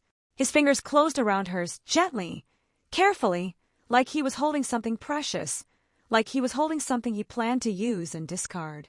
Emberlyn squeezed my hand one last time before letting go. "I love you, Dad. I love you too, sweetheart, more than you'll ever know." I stepped back and moved to my seat in the front pew, sitting down slowly. From here I had a perfect view of the altar, of Emberlyn and Zachary standing side by side, their hands joined, of Reverend Reed opening his Bible and beginning the ceremony. "Hunter, dearly beloved," the Reverend began, his voice solemn and practiced. "We are gathered here today in the sight of God and these witnesses to join this man and this woman in holy matrimony." The familiar words washed over the congregation. People settled into their seats, preparing to witness the vows, the exchange of rings, the pronouncement that would make Emberlyn and Zachary husband and wife. I watched Zachary's profile, the way he looked at Emberlyn, the way he held her hand, the way he smiled when she smiled. And all I could think was, in a few minutes, I'm going to destroy this. In a few minutes, everyone in this cathedral is going to know the truth, and nothing will ever be the same again. "Marriage," he began, his voice carrying across the cathedral with practiced authority, "is a sacred covenant built upon trust between two people who have chosen to walk through life together. Trust." I looked at Zachary standing at the altar, his hand clasping Emberlyn's, his face a picture of solemn devotion. "He's lying to everyone here." "Then it is a bond," the Reverend continued, founded on honesty between two souls who have promised to share their lives, their dreams, and their truth with one another. Honesty. Truth. The words hung in the air, heavy with irony. I watched Zachary nod slightly, as if he agreed with every syllable, as if he had any intention of living up to those words. He stood straight, his posture perfect, his expression serious and reverent, the kind of expression a good man wears when he's standing before God and making promises he intends to keep. His hand held Emberlin's, gently, protectively, like she was something precious he would guard with his life. It was a performance, and he was giving the show of a lifetime. I turned my gaze to Emberlin. Her eyes were bright, shining with unshed tears of joy. She looked at Zachary like he was her whole world, like she couldn't imagine a future without him. Like every word the Reverend spoke was being written on her heart in permanent ink. She trusted him completely, absolutely, and he was about to betray her in the worst way possible. A marriage should not be entered into lightly, Reverend Reed said, his tone growing more serious, or unadvisedly, or without careful thought and consideration. And it should never, never be entered into with deceit. Deceit. My hands gripped the edge of the pew in front of me, my knuckles turning white. That's exactly what's happening. Every word the Reverend spoke was the polar opposite of what Zachary Palmer represented. Trust, honesty, commitment, devotion, sacred promises made before God. All lies. I'd stood at the same altar 35 years ago, in the same sanctuary, under the same vaulted ceiling. I'd been younger then, nervous, hopeful, terrified, and excited all at once. And Caroline had stood beside me in her white lace dress, holding my hand, just like Emberlin was holding Zachary's now. The Reverend back then, a different man, but the same words, had asked us to make promises to each other, promises we'd meant with every fiber of our being. Do you, Peter, take this woman to be your lawfully wedded wife? I do. Do you promise to love her, honor her, protect her in sickness and in health, for richer or for poorer, as long as you both shall live? I do. I promise. And I'd kept that promise. Through 30 years of marriage. Through joy and hardship. Through building a business and raising a daughter. Through sleepless nights when Emberlin was sick as a baby. Through Caroline's diagnosis. Through watching cancer slowly steal the woman I loved away from me, one day at a time. I'd kept my promise until her last breath, until she'd squeezed my hand one final time in that hospital room and whispered, "Take care of our girl." Those vows had been real, sacred, built on love and truth, and a commitment that had lasted through everything life had thrown at us. But the vows Zachary was about to make, they were poisoned, dressed up as promises. Marriage, Reverend Reed said, his hands resting on the open Bible before him, requires commitment. It requires sacrifice. And above all, it requires truth. Truth. Truth. The word echoed through the cathedral, bouncing off stone walls that had heard that same word spoken at countless weddings over more than a century. My grip on the pew tightened. I could feel my pulse pounding in my temples, my heart hammering against my ribs. Every muscle in my body was tense, coiled, ready to move. Not yet. Wait. The Reverend paused, his eyes sweeping across the congregation. 200 people sat in those pews, all of them quiet, respectful, waiting for the ceremony to continue, waiting for the moment when Zachary and Emberlin would exchange rings and become husband and wife. None of them knew. None of them suspected. Before these two young people exchanged their vows, Reverend Reed said, his voice taking on the formal, ceremonial tone required by tradition, I am duty-bound by the laws of the state and the customs of his church to ask, if any person here present, the Reverend continued, his gaze moving slowly across the congregation, knows of any legal impediment or lawful reason why these two should not be joined together in holy matrimony. The silence that followed was thick, heavy, oppressive. I could feel 200 pairs of eyes focused on the altar. 200 people holding their breath, waiting for the question to pass unanswered as it always did. I felt the weight of Caroline's promise pressing down on me. Protect our girl, even when she doesn't understand. Especially when she doesn't understand. Reverend Reed's final words hung in the air like a challenge. Let them speak now, or forever hold your peace. I stood.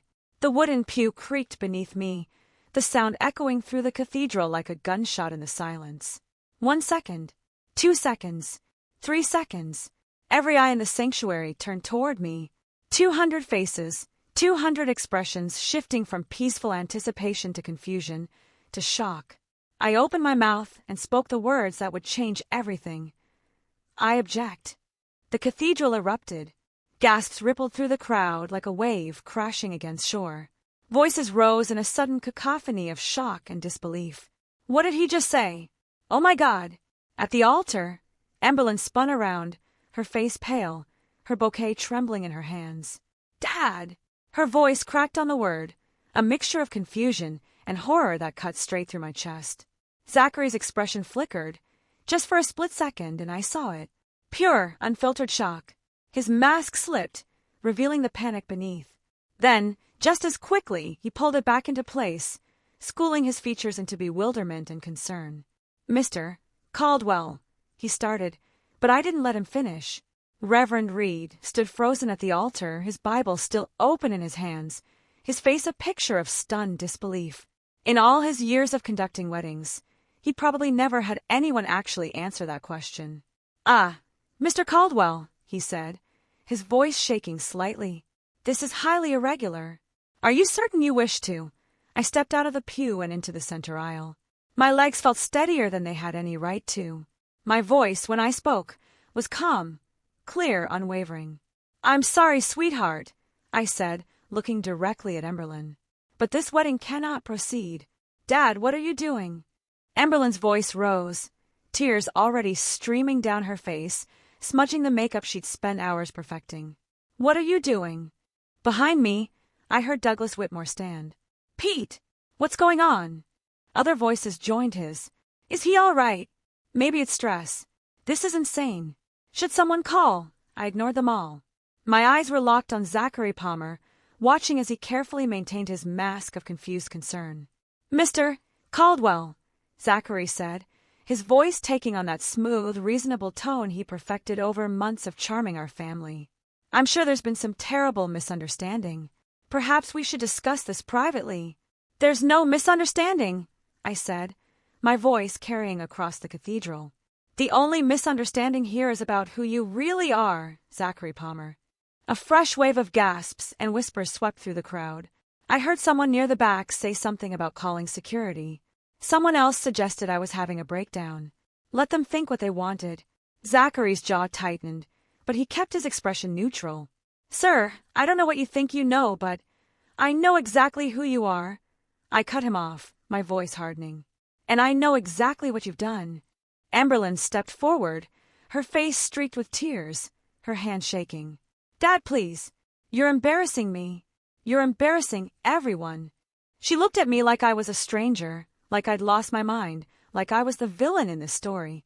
I don't know what's gotten into you, but, Emberlyn, I turned to face her fully, and the look on her face nearly broke me. Confusion, betrayal, hurt. Sweetheart, I know this is hard. I know you don't understand, and I'm sorry. More than you can possibly imagine. My voice caught, but I forced myself to continue. But you will understand soon. I promise. Understand what? She cried, her voice breaking on a sob. You're ruining my wedding. You're standing up here in front of everyone we know, and you're. She couldn't finish. She turned away, burying her face in her hands, her shoulders shaking. Zachary moved to her side, placing a protective hand on her shoulder, playing the role of supportive fiancé, comforting the bride whose unstable father was causing a scene. It's all right, he murmured to her, loud enough for everyone to hear. We'll figure this out. Your father is clearly under a lot of stress. Don't you dare, I said, my voice dropping to something cold and dangerous. Don't you dare pretend to comfort her when you're the reason she's crying. Zachary's mask slipped again, just for a heartbeat. His eyes met mine, and in that brief moment, I saw the calculation there, the assessment. He was trying to figure out how much I knew, how much damage I could do, whether he could still salvage this. He couldn't. The whispers behind me had grown louder. I heard snippets of conversation. Never seen him like this. Poor Emberlyn. Should someone stop him? Douglas was making his way toward me, concern etched on his face.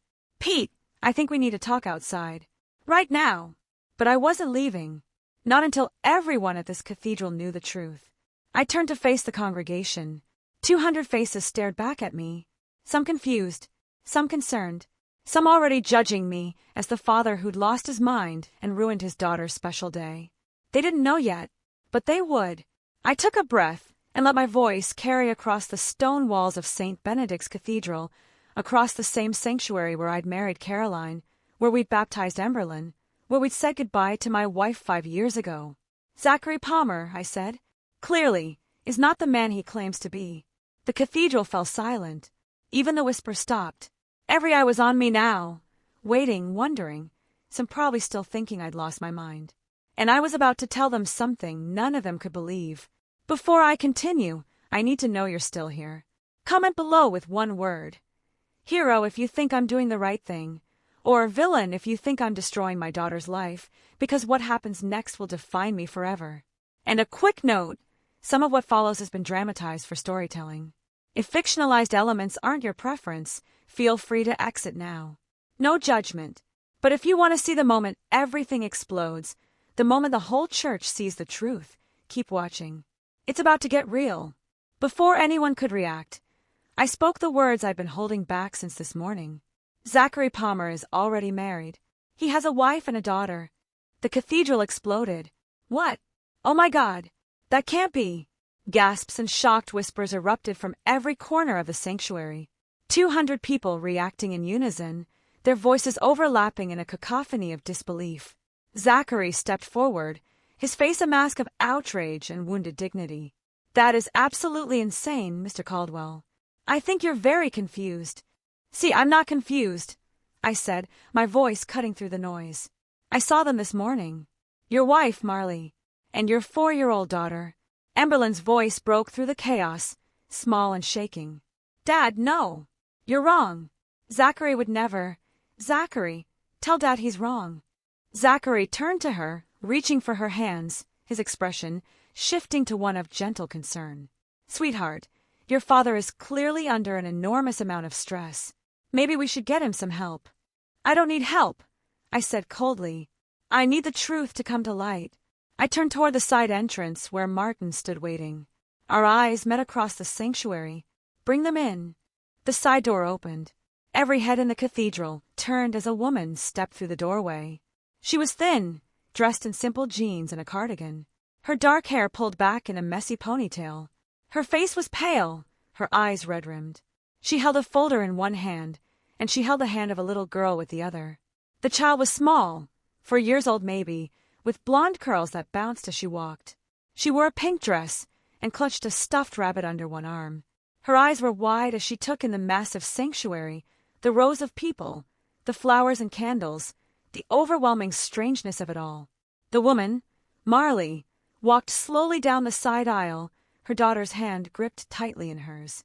Every step seemed to take enormous effort, like she was walking through water or toward her own execution. The cathedral had fallen completely silent. 200 people watched them approach, confusion written on every face. The little girl looked around nervously, intimidated by the crowd, by the tall stone walls, by the way everyone was staring at her and her mother. Then she saw him, Zachary, standing at the altar in his perfect black tuxedo, looking like a prince from a fairy tale. Her face lit up like the sun breaking through clouds. Daddy!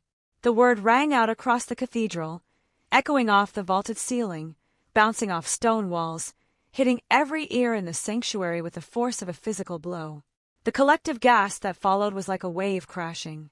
The little girl let go of her mother's hand and ran, her small feet pattering across the stone floor, her curls bouncing, her stuffed rabbit trailing behind her. Daddy! Daddy! She was running straight toward the altar, toward Zachary. I watched it happen as if in slow motion. Watched Zachary's face drain of all color. Watched his careful mask shatter completely. Watched him stand frozen, paralyzed, unable to move or speak, or do anything but stare at the little girl racing toward him with pure joy on her face. Emberlyn turned, following the sound of the child's voice. Her face was a picture of utter confusion. What? What is? The little girl reached the altar steps and threw herself at Zachary, wrapping her small arms around his legs, beaming up at him with absolute adoration. You look so handsome, Daddy, she said, her voice high and sweet and completely guileless. "Are you getting married? Mommy said you were getting married." Zachary looked down at her, his mouth opening and closing like a fish pulled from water. No sound came out. Marley had stopped halfway down the aisle, tears streaming down her face. "I'm so sorry," she whispered, though her voice somehow carried in the deadly silence. "I'm so sorry." She forced herself to keep walking, to close the distance to the altar. When she spoke again, her voice was stronger, steadier, though it shook with emotion. "My name is Marley Palmer," she said, looking directly at Emberlyn. "I'm his wife. We've been legally married for 5 years." She held up the folder, opening it to reveal the document inside. Even from where I stood, I could see the official seal, the signatures, the date. A marriage certificate, with Zachary's name and Marley's name, dated 5 years ago. "No." Emberlyn's voice was barely a whisper. She took a step backward, away from Zachary, away from the little girl clinging to his legs. "No, this can't be." She looked at Zachary, her eyes desperate, pleading for him to say something, anything. To tell everyone this was a mistake, a lie, a cruel prank. "Zachary," she said, her voice breaking, "tell them this isn't true. Tell them." Zachary opened his mouth, closed it, opened it again. Nothing came out. His face had gone from white to gray. His hands hung at his sides, limp and useless. He looked like a man who'd been caught in a trap with no way out, watching the walls close in around him. The little girl, Mia, looked up at him, confused by his silence. "Daddy, are you okay?" Jason Hartley, standing beside Zachary as his best man, stepped back as if he'd been burned.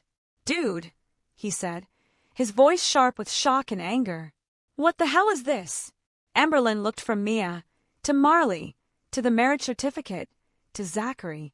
Her eyes were wide, her face pale, her hands shaking so badly, her bouquet dropped to the floor, white roses and lilies scattering across the altar steps. "Zachary," she whispered one more time, "please tell me this isn't real." But Zachary said nothing, because there was nothing he could say. The evidence was standing right in front of her. A 4-year-old little girl with his blonde curls and his smile, calling him daddy. A woman holding a legal marriage certificate with his name on it. The truth had finally, irrevocably come to light. Emberlyn looked at me, then, her eyes finding mine across the chaos of the altar. In that moment, I saw her entire world collapsing. Every dream, every hope, every promise she believed in, falling apart in front of 200 witnesses. The little girl's voice, "Daddy," still echoed through the cathedral. And everyone was watching as the man at the altar said nothing at all. But I wasn't done. The worst part was still ahead. "There's one more thing," I said, my voice cutting through the shocked silence. "One more thing everyone needs to know." Marley had moved closer to the altar, tears streaming down her face. She looked at Emberlyn with an expression of pure misery. "He forced me into this," she said, her voice shaking.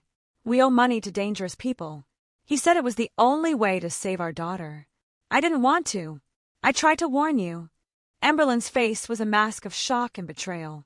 She looked at Marley, at the marriage certificate still visible in the folder, at little Mia still clinging to Zachary's legs. "So this was all about money." Her voice was hollow. "You were planning to steal from my family."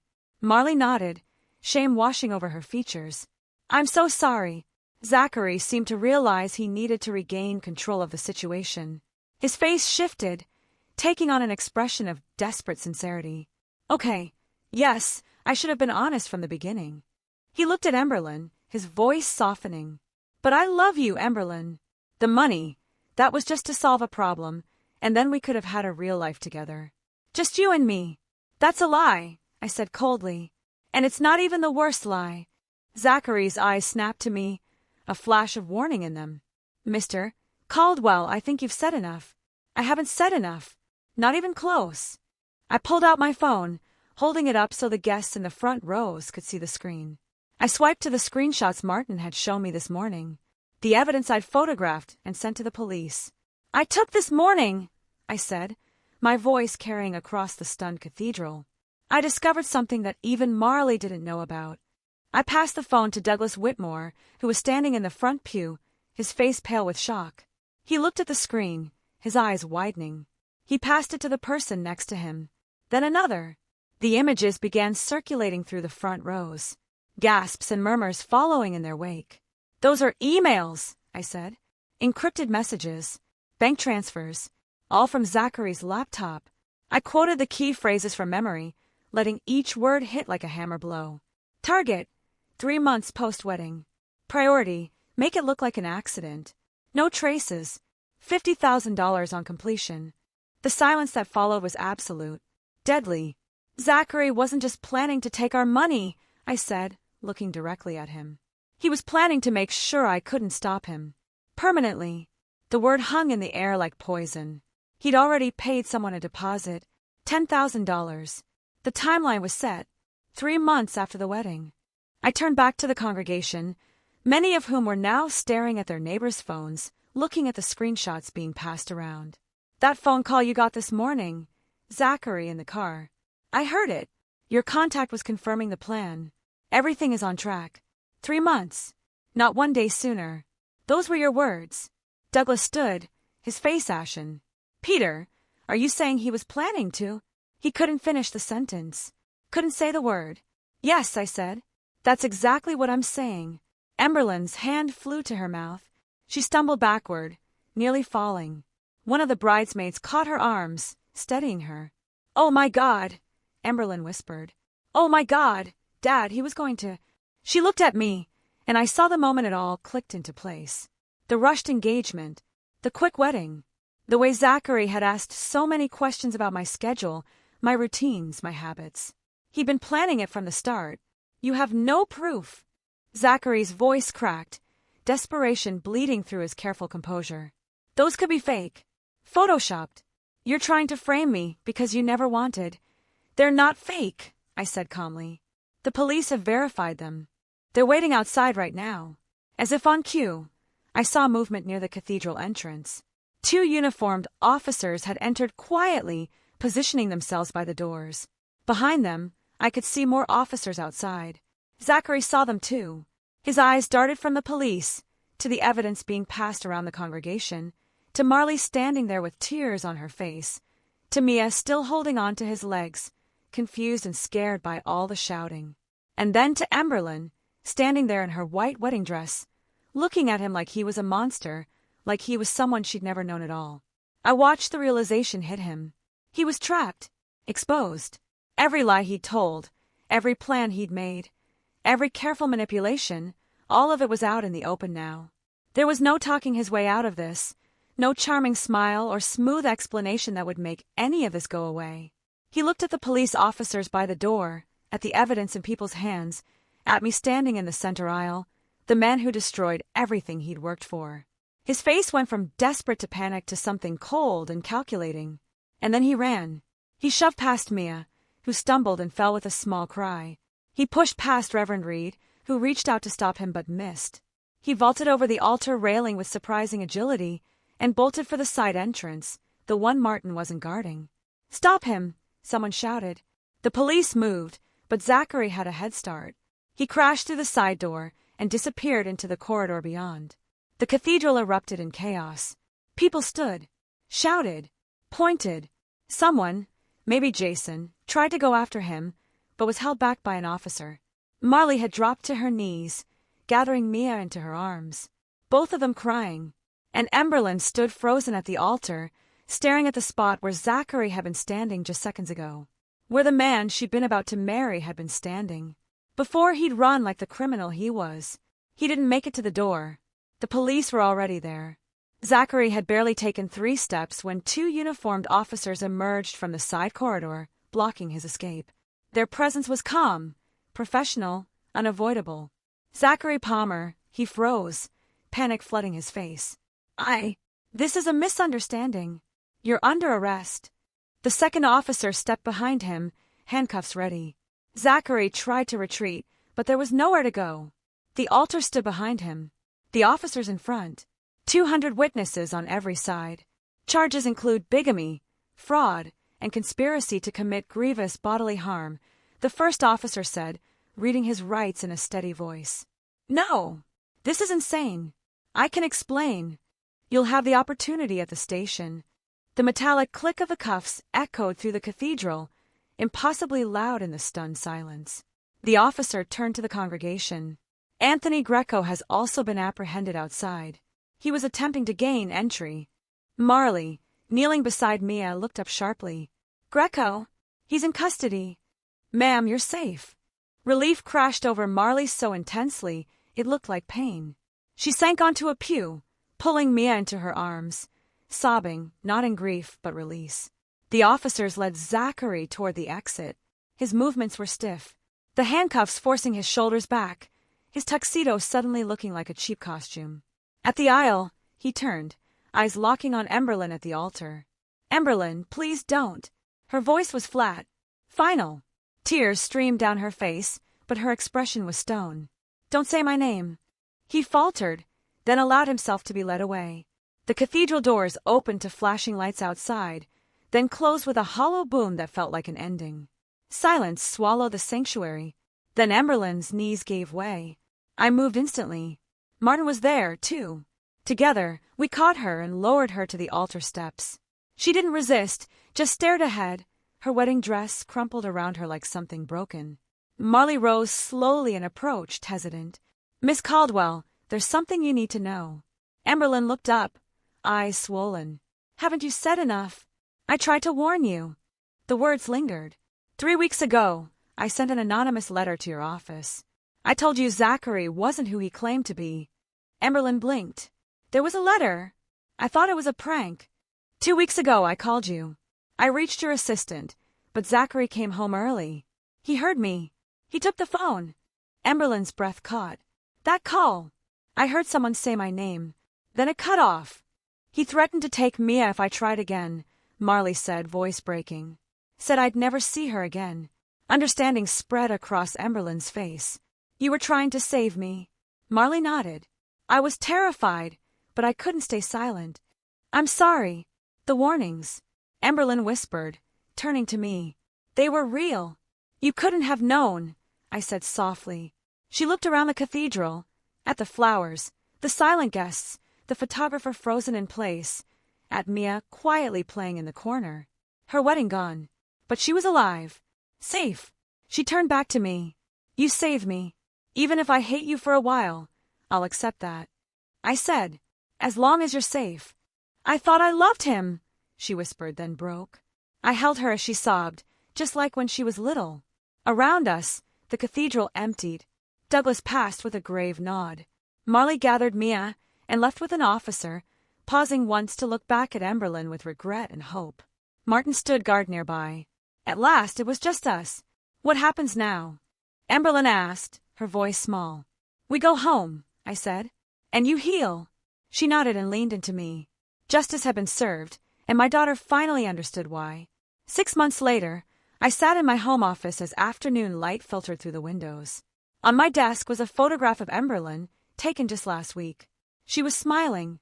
Not the same carefree smile she'd had before that November morning, but a real one. One that reached her eyes. I leaned back and thought about everything that had happened since the day at St. Benedict's Cathedral. Zachary Palmer had been sentenced to 25 years in prison, 5 for bigamy, 10 for fraud, and 15 for conspiracy to commit grievous bodily harm. The sentences ran concurrently, but even with good behavior, he wouldn't see freedom for decades. Anthony Greco had been arrested outside the cathedral that same morning. The charges against him were extensive: racketeering, extortion, loan sharking, and conspiracy to commit murder. He received 30 years. Authorities had been building a case against him for months, and our evidence finished it. Marley Palmer was granted immunity on most charges in exchange for her testimony. She received probation and a suspended sentence. The judge acknowledged she'd been coerced by threats against her daughter. She had tried to warn Emberlyn. She'd done what she could. I paid off Mia's medical debt, all $95,000. I helped Marley relocate outside the city and set up a trust fund for Mia's education and health care. Caroline would have done the same. That little girl was innocent. Marley cried when I told her. She'd expected judgment, not mercy. The first month after the wedding was the hardest. Emberlyn barely spoke to me. She was angry. At Zachary. At the world. And at me for destroying her wedding day. She couldn't understand why I hadn't told her privately. I let her be angry. By the second month, she began therapy with a trauma specialist. Slowly, she processed the truth. By the third month, she understood why I'd done what I did. If I'd warned her quietly, she might not have believed me. Now, 6 months later, she was stronger, wiser, not broken. There was a knock on my door. "Come in," I said. Amberlyn stepped inside, wearing jeans and a sweater, her hair in a ponytail. She looked healthy. She looked like herself. "Hey, Dad. Always happy to see you. How was your day?" She sat across from me. "I met Marley and Mia for coffee." I was surprised. "You did?" "Yeah. Mia's doing really well. She still talks about the pretty church sometimes. Marley started a new job. She's trying." We sat quietly for a moment. "I need to say something," Amberlyn said. "Okay. Thank you for saving me, even though I hated you at first. You had every right to." "I was angry because you were right," she said softly. "And I didn't want to admit I'd been so blind." "You weren't blind. You were in love." Her eyes filled with tears. "I keep thinking about Mom. She'd be proud of you." Amberlyn smiled faintly. "I'm learning how to trust again. Slowly. Take all the time you need." "I'm thinking about going back to school," she said. "Psychology. To help people like me. You'd be wonderful at that." We talked a little longer about the future. Then Martin appeared at the door. "Oh, I didn't realize Miss Amberlyn was here." Amberlyn hugged him. "Thank you." After she left, I looked at Caroline's photograph on the shelf. "We did it," I whispered. "She's going to be okay." Outside, city lights began to glow. Life wasn't perfect, but it was honest. And that was enough. And to you listening to this story, remember this. God gives us instincts for a reason. When I first felt something was wrong with Zachary, I believed God was whispering to my heart. I ignored it because I wanted Amberlyn to be happy. But God doesn't whisper warnings so we can ignore them. He whispers so we can protect the ones we love. Trust those instincts. They might just save a life. Looking back on this family story, I see my mistakes clearly. I waited too long. I let fear of hurting my daughter stop me from protecting her. Don't be like me. Don't wait until the wedding day to act. If you see red flags, address them early. Have the hard conversations. Yes, your loved ones might be angry at first. Yes, they might push you away. But anger fades. Death doesn't. Heartbreak takes years to heal. Act early, even when it's uncomfortable. Here's what I learned about dad revenge. And I want to be clear. This wasn't about revenge. This was about protection. Real dad revenge isn't about destroying someone out of spite. It's about standing between your child and danger, no matter the cost. It's about being willing to be the villain in their story for a season, so they can have a future. That's what dad revenge really means. Sacrificing your comfort, your reputation, even your relationship temporarily, to keep them safe. God gave me a second chance when Martin came to me with the truth. Not everyone gets that. I thank God every day that I listened. I thank God that Amberlyn is alive and healing. And I thank God for people like Martin who had the courage to do what was right, even when it was hard. Have you ever had to be the villain in someone's story to protect them? Or what would you have done in my place? Tell me in the comments below. I truly want to hear your thoughts and experiences.